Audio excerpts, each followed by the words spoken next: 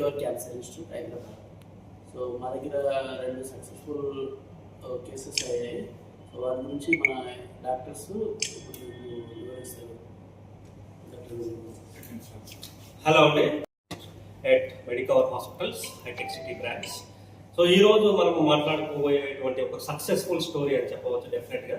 So ఒక 40 years women అండి. So she is well educated engineer by profession. So తను బేసికల్గా ఒకరోజు సడన్గా స్నానం చేస్తూ ఉంటే she has notice small lump in the breast, ఒక చిన్న గడ్డలాగా చూసుకుంది.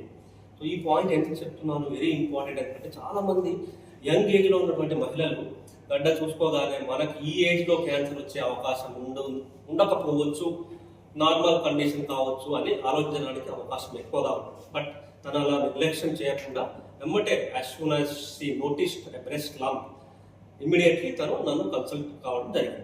సో కన్సల్ట్ కాగానే మనం అవసరమైనటువంటి స్కానింగ్స్ ప్లస్ బయాప్సీ కన్ఫర్మేషన్ చేసి దాన్ని స్టేజ్ 2 బ్రెస్ట్ క్యాన్సర్గా గుర్తించాం.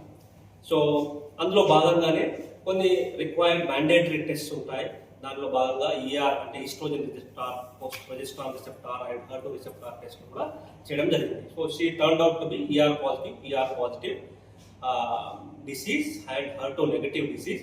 అండ్ ఒక ట్యూమర్ ప్రొలిఫరేటివ్ ఇండెక్స్ అంటాం, Ki-67. అంటే ట్యూమర్ గడ్డ అనేది ఎంత ఫాస్ట్గా పెరుగుతుంది అని మనకు తెలియజేసేటువంటి ఒక ఇండెక్స్ అని చెప్పవచ్చు. Ki-67 proliferation index అంటాము. So that was very high, 30 to 40%. So బేసికల్గా స్టేజ్ 2 బ్రెస్ట్ క్యాన్సర్ అని గుర్తించాము. Hormone receptor positive, HER two negative and actively growing tumour అని నిర్ధారణ చేశాం. అయినాక మనము ఇట్లాంటి కేసు ఏ కేసు వచ్చినా అనేది ఫస్ట్ న్యూలీ డయాగ్నోస్డ్ కేసు మెడికవర్కి రాగానే మనము మల్టీ డిసిప్లినరీ ట్యూమర్ బోర్డులో పెట్టడము, డిస్కస్ చేయడం జరుగుతుంది. సో బేసికలీ MDT అంటే we have all specialists sitting at one place to discuss about one single patient. So దానిలో భాగంగానే medical oncologist, surgical oncologist, radiation oncologist అందరం కూర్చొని ఆ పేషెంట్కి ఏది బెస్ట్ ట్రీట్మెంట్ అండ్ ఏ సీక్వెన్స్లో మనం ట్రీట్మెంట్ ఇస్తే మనకు సక్సెస్ఫుల్ అవుట్కమ్స్ వస్తాయి అనేది డిసైడ్ చేయడం జరుగుతుంది.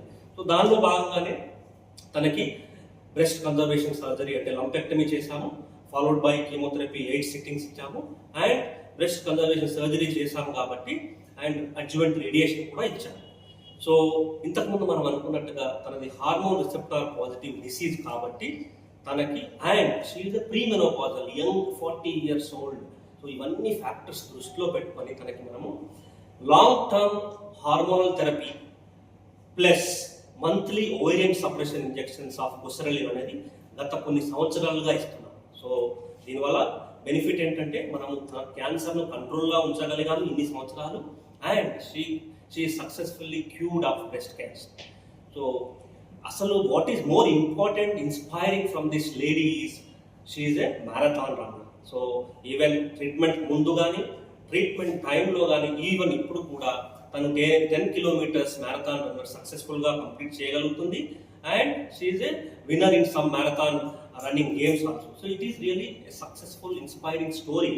ఎందుకనగా 2 ఇంపార్టెంట్ థింగ్స్ ఇక్కడ. ఒకటి, మనం ఇచ్చేటువంటి ఇప్పుడు మనకి ప్రజెంట్ అందుబాటులో ఉన్నటువంటి good quality targeted therapies, precision cancer medicines, good supportive care, వీటన్నిటి వల్ల మనం పేషెంట్స్ను సక్సెస్ఫుల్గా ట్రీట్మెంట్ చేయగలుగుతున్నాం. ఒకటి. రెండోది వచ్చేసి మనకి గుడ్ క్వాలిటీ ఆఫ్ లైఫ్ కూడా పేషెంట్స్కి అందించగలుగుతున్నాం. నేను ఇప్పుడు నోటీస్ చేసినట్టయితే చాలా మంది పేషెంట్స్కి ఒక పెద్ద అపోహ ఏంటంటే మనం క్యాన్సర్ ట్రీట్మెంట్ తీసుకుంటే మనకి నార్మల్గా రొటీన్గా మనం మన జీవన శైలికి కావాల్సినటువంటి పనులు కూడా చేసుకోలేకపోతామేమో అనే ఒక పెద్ద అపోహ అనేది సోషల్ స్టిగ్మా అనేది వైడ్లీ ప్రివలెంట్.